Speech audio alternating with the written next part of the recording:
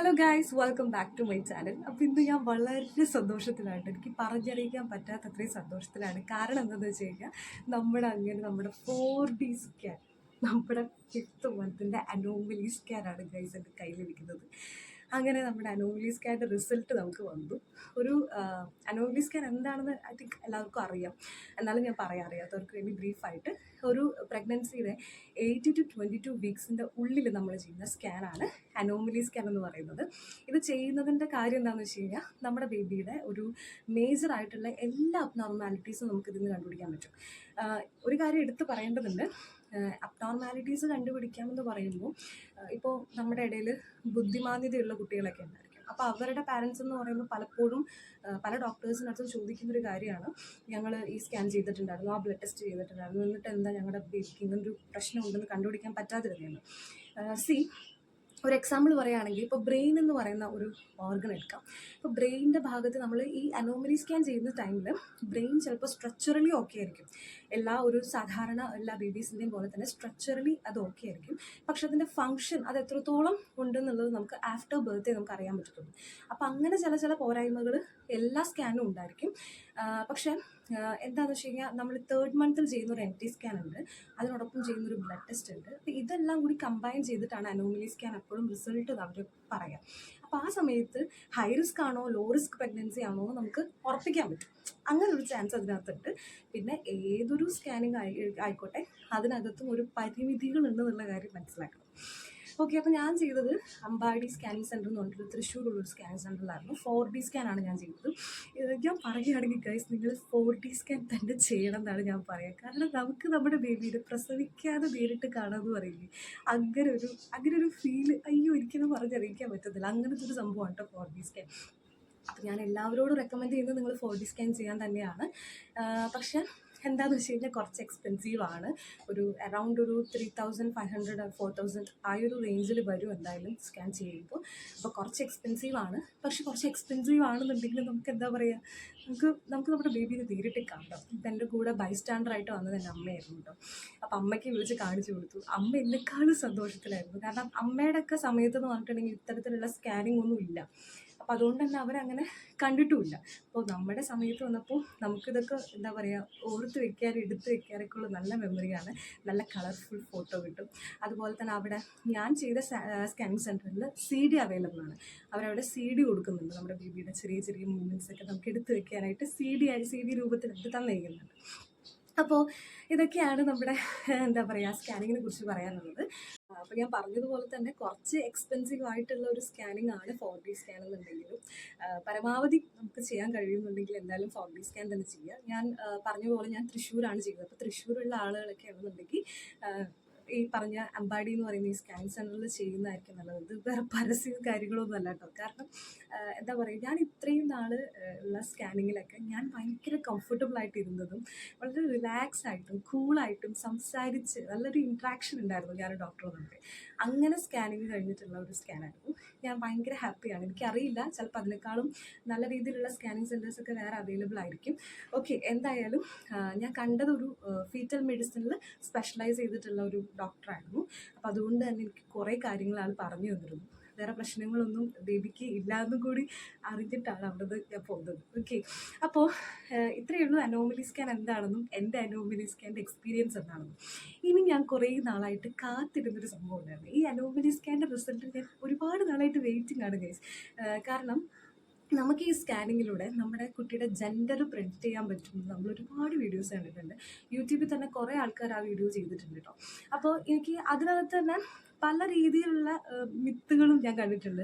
വയറിൻ്റെ ഒരു പൊസിഷൻ നോക്കിയിട്ട്, വയറിൻ്റെ വലിപ്പം നോക്കിയിട്ട്, അതുപോലെ തന്നെ മോർണിംഗ് സിക്നസ്, രാവിലെയുള്ള നമ്മുടെ പ്രശ്നങ്ങൾ, വൈകുന്നേരമാണ് നമുക്ക് കൂടുതൽ തളർച്ചയൊക്കെ അനുഭവപ്പെടുന്നതെന്നുണ്ടെങ്കിൽ അത് ആൺകുട്ടിയായിരിക്കും. മോർണിംഗ് സിക്നസ് കൂടുതലുണ്ടെങ്കിൽ അത് പെൺകുട്ടിയായിരിക്കും.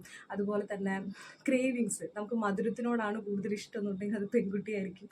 എരിവ് പുളിയൊക്കെയാണ് ഇഷ്ടമെന്നുണ്ടെങ്കിൽ ആൺകുട്ടിയായിരിക്കും. അങ്ങനെ തുടങ്ങിയിട്ട് കുറേ കാര്യങ്ങളുണ്ട്. പക്ഷെ അതിലൊന്നും ഞാൻ അത്ര വിശ്വസിക്കുന്നില്ല. കാരണം അതെന്നൊക്കെ പറയുന്നത് ഓരോ ഇൻഡിവിജ്വലിനെ സംബന്ധിച്ചിടത്തോളം അത് വ്യത്യാസമായിരിക്കും. പലവർക്കും പല കാര്യങ്ങളാണ് ഈ ഒരു പ്രഗ്നൻസി ടൈമിൽ തോന്നുക. അതുകൊണ്ട് തന്നെ ഞാൻ അതിൽ വിശ്വസിക്കുന്നില്ല. പകരം നമുക്കൊരു എന്താ പറയുക, വളരെ ജനറൽ ആയിട്ട് കാണുന്നൊരു തിയറി ഉണ്ട്. ഡോക്ടർ സാം റാംസി എന്ന് പറയുന്ന ഒരാളുടെ തിയറി. ആ തിയറി വെച്ചിട്ട് നമുക്ക് നമ്മുടെ റിപ്പോർട്ട് കൂടി കമ്പയർ ചെയ്ത് നോക്കാം. ഓക്കെ, അപ്പോൾ ഇത് എത്രത്തോളം ശരിയാണെന്നുള്ള കാര്യങ്ങളൊന്നും അറിഞ്ഞൂടാ. ഒന്നാമത്തെ കാര്യം, നമ്മുടെ ഇന്ത്യയിൽ ഒരിക്കലും നമുക്ക് നമ്മുടെ കുട്ടിയുടെ ജെൻഡർ നേരിട്ട് അറിയാൻ പറ്റില്ല, നേരത്തെ അറിയാൻ പറ്റില്ല. പകരം പുറത്തുള്ള രാജ്യത്ത് പോയി നമ്മൾ സ്കാൻ ചെയ്ത് നമ്മുടെ കുട്ടിയുടെ ജെൻഡർ അറിഞ്ഞ് തിരിച്ചു വരേണ്ടി വരും. ആരും അത്തരം ഒരു റിസ്ക് എടുക്കുമെന്ന് എനിക്ക് തോന്നുന്നില്ല. അപ്പം അതുകൊണ്ട് തന്നെ നമുക്ക് ഈ ഡോക്ടർ സാം റാംസിയുടെ ആ ഒരു തിയറി വെച്ചുകൊണ്ട് നമുക്ക് നമ്മുടെ സ്കാനിങ് റിപ്പോർട്ട് നോക്കാം. ഓക്കെ, അപ്പോൾ ഇതെങ്ങനെയാണ് നോക്കുന്നതെന്ന് വെച്ച് കഴിഞ്ഞാൽ, നമ്മുടെ സ്കാനിങ് റിപ്പോർട്ടിനകത്ത് പ്ലാസൻ്റയുടെ പൊസിഷൻ ഉണ്ട്. അതുപോലെ തന്നെ ഇതിനകത്ത് എല്ലാം ഉണ്ട് കേട്ടോ. കുട്ടിയുടെ പ്ലാസൻ്റ പൊസിഷൻസ്, അതുപോലെ തന്നെ ഫീറ്റസിൻ്റെ സ്കള്ള് തുടങ്ങിയിട്ട് എല്ലാ കാര്യങ്ങളും ഇതിനകത്ത് വ്യക്തമായിട്ട് കൊടുത്തിട്ടുണ്ടായിരിക്കും. റാംസിയുടെ തിയറിയിൽ മെയിനായിട്ട് നമ്മൾ നോക്കുന്നത് രണ്ട് കാര്യങ്ങളാണ്. ഒന്നെന്ന് പറയുന്നത് നമ്മുടെ പ്ലാസൻ്റയുടെ പൊസിഷനും, രണ്ടാമത്തേതെന്ന് പറഞ്ഞിട്ടുണ്ടെങ്കിൽ നമ്മുടെ സ്കള്ള്, ബേബിയുടെ സ്കള്ളില്ലേ, സ്കള്ളിൻ്റെ ആ ഒരു സ്കള്ള് റൗണ്ട് ഷേപ്ഡ് ആണോ അല്ലെങ്കിൽ കുറച്ചൊരു കൂർത്ത പോലെയുള്ള ഷേപ്ഡ് ആണോ എന്നുള്ളതിനനുസരിച്ചിട്ടാണ് നമ്മൾ റാംസി തിയറി നോക്കുന്നത്. അപ്പോൾ അതിനകത്ത് ഫസ്റ്റ് ഞാൻ കണ്ടത് പ്ലാസൻ്റ പൊസിഷൻ എന്ന് പറഞ്ഞാൽ, എൻ്റെ പ്ലാസൻ്റ പൊസിഷൻ എന്ന് പറഞ്ഞാൽ പോസ്റ്റീരിയർ ലെഫ്റ്റ് സൈഡിലാണ്. അപ്പോൾ പോസ്റ്റീരിയർ ആൻറ്റീരിയർ എന്നുള്ള ഒരു ഇത് ഞാൻ കണ്ടിട്ടില്ല. പകരം ലെഫ്റ്റ് സൈഡിലും റൈറ്റ് സൈഡിലും, അതായത് കുട്ടിയുടെ പൊസിഷൻ എന്ന് പറയുന്നത് ലെഫ്റ്റ് സൈഡിലായിട്ടാണ് ഉണ്ണി ഇരിക്കുന്നതെന്നുണ്ടെങ്കിൽ അത് ഇപ്പോഴും പെൺകുട്ടിയായിരിക്കുമെന്നും, റൈറ്റ് സൈഡിലാണ് ഇരിക്കുന്നതെന്നുണ്ടെങ്കിൽ ആൺകുട്ടിയാണ് എന്നുമാണ് ഞാൻ അറിഞ്ഞത്. ഓക്കെ, അപ്പോൾ ഈ ഒരു റാംസി തിയറി വെച്ചിട്ട് എൻ്റെ ടെസ്റ്റിനെ നോക്കി കഴിയുമ്പോൾ, അല്ലെങ്കിൽ എൻ്റെ റിപ്പോർട്ട് നോക്കുമ്പോൾ ഇതിൽ കാണുന്നത് എനിക്ക് പെൺകുട്ടി ആവാനാണ് സാധ്യത എന്നാണ്. ഓക്കെ, ഞാനതിൻ്റെ പിക്ചർ കുറച്ചും കൂടി ആഡ് ചെയ്യാം കേട്ടോ, നിങ്ങൾക്ക് കുറച്ചും കൂടി ക്ലിയർ ആയിരിക്കും. അപ്പോൾ ആ ഒരു തിയറിയിൽ ഇങ്ങനെയാണ് പറയുന്നത്. ഫസ്റ്റ് പ്ലാസൻ്റയുടെ പൊസിഷൻ വെച്ചിട്ട് ഇങ്ങനെയാണ് റാംസി തിയറി പറയുന്നത്. രണ്ടാമത് പറയുന്ന കാര്യം എന്ന് പറഞ്ഞിട്ടുണ്ടെങ്കിൽ സ്കള്ളിൻ്റെ ഷേപ്പാണ്. അത് ഞാൻ ഇവിടെ കൊടുത്തേക്കാം കേട്ടോ, കാരണം അപ്പോഴേ നിങ്ങൾക്കത് കൂടുതൽ മനസ്സിലാവുള്ളൂ. സ്കള്ളിൻ്റെ ഭാഗം ഒരു ഉരുണ്ട ഷേപ്പിലാണ് ഇരിക്കുന്നതെന്നുണ്ടെങ്കിൽ അത് പെൺകുട്ടി ആയിരിക്കുമെന്നും, അതുപോലെ തന്നെ സ്കള്ളിൻ്റെ ഭാഗം കുറച്ചൊരു പരന്നിട്ട്, അതായത് ഒരു കറക്റ്റ് ഒരു റൗണ്ട് ഷേപ്പിലല്ലാതിരിക്കുകയാണെന്നുണ്ടെങ്കിൽ അത് ആൺകുട്ടിയാണെന്നും കൂടിയിട്ട് ആൾ പ്രെഡിക്റ്റ് ചെയ്തിട്ടുണ്ട്. അതുപോലെ തന്നെയാണ് ഈ നേസൽ ബോണിൻ്റെ ഈ ഒരു ഭാഗം കേട്ടോ, ആ ഭാഗത്തിനും ഒരു പ്രത്യേകതയുണ്ട്. അതും ഞാനിവിടെ പിക്ചറിൽ ആഡ് ചെയ്യാം. അത് കറക്റ്റായൊരു എന്താ പറയുക, കുറച്ച് കൂർത്തത് പോലെയാണ് ഇരിക്കുന്നതെന്നുണ്ടെങ്കിൽ അത് ഒരു ആൺകുട്ടിയാണെന്നും, അല്ലാത്തതാണെന്നുണ്ടെങ്കിൽ ഒരു പെൺകുട്ടിയാണെന്നാണ് പറയുന്നത് കേട്ടോ. ഈ സ്കള്ളിൻ്റെ ഒപ്പം തന്നെ ആൾ ജോയുടെ കാര്യം പറയുന്നത്, നമ്മുടെ ഈ ഒരു ജോ ബോണില്ലേ, ജോ ബോണിൻ്റെ കാര്യം പറയുന്നുണ്ട്. ജോ ബോൺ എന്ന് പറയുന്നത് റൗണ്ട് ഷേപ്ഡ് ആണെന്നുണ്ടെങ്കിൽ കുട്ടി പെൺകുട്ടി ആയിരിക്കും, കുറച്ച് കൂർത്ത ഷേപ്പിലാണെന്നുണ്ടെങ്കിൽ കുട്ടി ആൺകുട്ടി ആയിരിക്കും എന്നാണ് ആൾ പറഞ്ഞിട്ടുള്ളത്. അപ്പോൾ നമ്മുടെ ഈ ഒരു സ്കാനിങ്ങിൽ നമുക്ക് ലാസ്റ്റ് ഒരു ബ്ലാക്ക് ആൻഡ് വൈറ്റ് പിക്ചർ കൊടുത്തിട്ടുണ്ട്. ഈ പിക്ചറിൽ നോക്കി കാണാം, ഇതാണ് നമ്മുടെ വാവ. അപ്പോൾ നമ്മുടെ വാവയുടെ തല എന്ന് പറയുന്നത് കണ്ടോ, കറക്റ്റ് നല്ലൊരു റൗണ്ട് ഷേപ്ഡ് ആയിട്ടാണ് ഇരിക്കുന്നത്. റാംസി തിയറി വെച്ച് നോക്കിക്കഴിഞ്ഞാൽ റൗണ്ട് ഷേപ്ഡ് ഹെഡ് ഉള്ളവരൊക്കെ പെൺകുട്ടികളായിരിക്കും എന്നാണ് പറയുന്നത്. ആൻഡ് ഈ ഒരു ബോൺ ഇതാണ്, ഈ നേസൽ ബോണിൻ്റെ ഈ ഒരു ഭാഗം നോക്കിക്കഴിഞ്ഞാൽ മനസ്സിലാവും. അതും ഈ റാംസി തിയറി പറഞ്ഞത് പ്രകാരം നോക്കിക്കഴിഞ്ഞാൽ ഇത് പെൺകുട്ടിയാണെന്നാണ് പറയുന്നത്. അതുപോലെ തന്നെ ജോബോൺ കണ്ടോ, ജോബോൺ എന്ന് പറയുന്നത് ഒരു റൗണ്ട് ഷേപ്ഡ് ജോബോണാണ്. അപ്പോൾ റൗണ്ട് ഷേപ്ഡ് ജോബോൺ ആണെന്നുണ്ടെങ്കിൽ അതൊരു പെൺകുട്ടിക്കാണ് ചാൻസ് കൂടുതലെന്നൊക്കെയാണ് പറയുന്നത്. ഏകദേശം ആളുടെ ഒരു തിയറി വെച്ചിട്ട് ഒരു 95% ആൾ പ്രെഡിക്റ്റ് ചെയ്ത കുട്ടികളെല്ലാം ആൺകുട്ടികളാവുകയും ഒരു 97% പ്രെഡിക്റ്റ് ചെയ്ത കുട്ടികളെല്ലാം പെൺകുട്ടികളാവുകയും ചെയ്തിട്ടുണ്ടെന്നാണ്.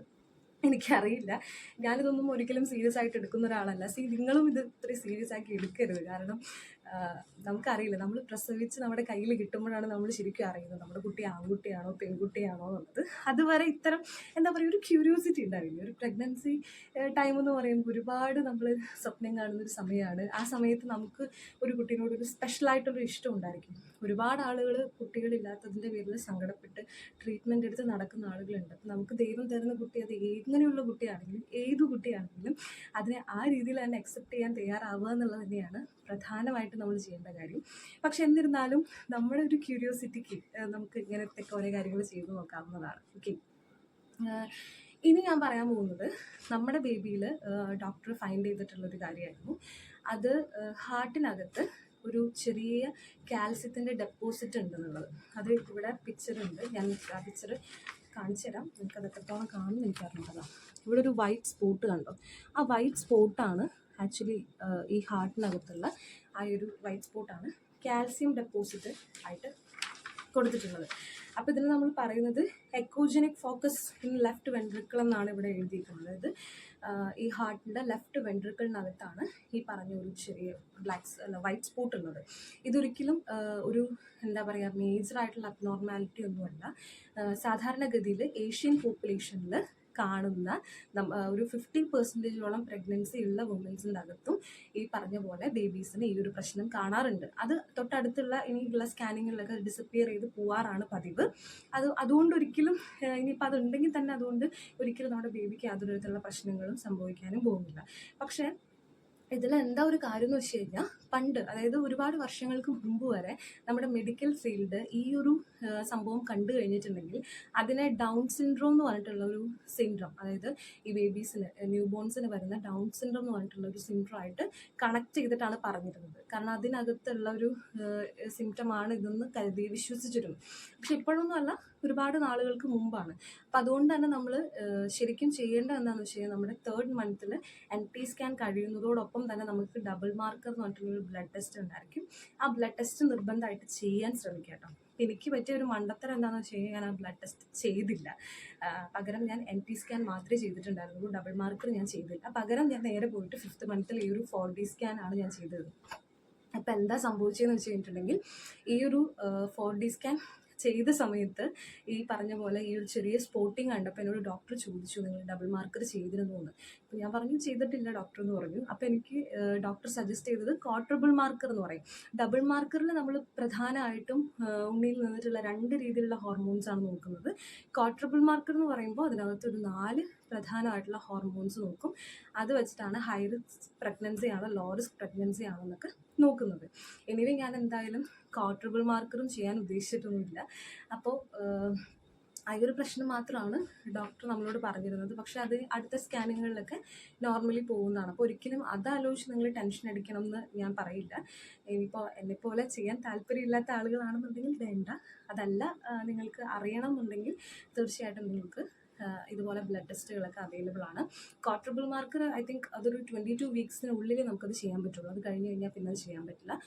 പിന്നെ അത് കഴിഞ്ഞ് വേറെ ഇതുകളൊക്കെ ഉണ്ട്. നിങ്ങൾക്ക് അതിനെക്കുറിച്ച് ഡീറ്റെയിൽ ആയിട്ട് വീഡിയോ വേണമെന്നുണ്ടെങ്കിൽ പറഞ്ഞാൽ മതി. എനിക്കറിയാവുന്ന എൻ്റെ അറിവുകൾ ഞാൻ നിങ്ങളായിട്ട് ഷെയർ ചെയ്യുന്നതായിരിക്കും.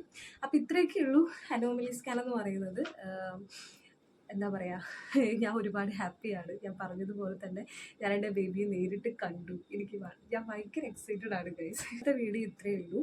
ഇത് നമ്മൾ സ്കാനിങ് റിപ്പോർട്ട് നമ്മൾ ഡോക്ടറെ കാണിച്ചിട്ടില്ല. ഡോക്ടറെ കാണിച്ച് കഴിയുമ്പോൾ ഡോക്ടറിന് എന്ത് പറയുമെന്ന് നമുക്കറിയില്ല. ആൻഡ് അതും ഞാനൊരു വീഡിയോ ആയിട്ട് വരുന്നതായിരിക്കും ഗൈസ്. ഓക്കെ, അപ്പോൾ ഇത്രയേ ഉള്ളൂ. നമ്മുടെ ചാനൽ ആദ്യമായിട്ടാണ് കാണുന്നതെന്നുണ്ടെങ്കിൽ പരമാവധി സപ്പോർട്ട് ചെയ്യാനായിട്ട് ശ്രമിക്കുക. ഇഷ്ടപ്പെടുന്നുണ്ടെങ്കിൽ ലൈക്ക് ചെയ്യാൻ മറക്കരുത് ഗൈസ്. അപ്പോൾ അടുത്ത വീഡിയോ ആയിട്ട് കാണുന്നത് വരെ ബൈ.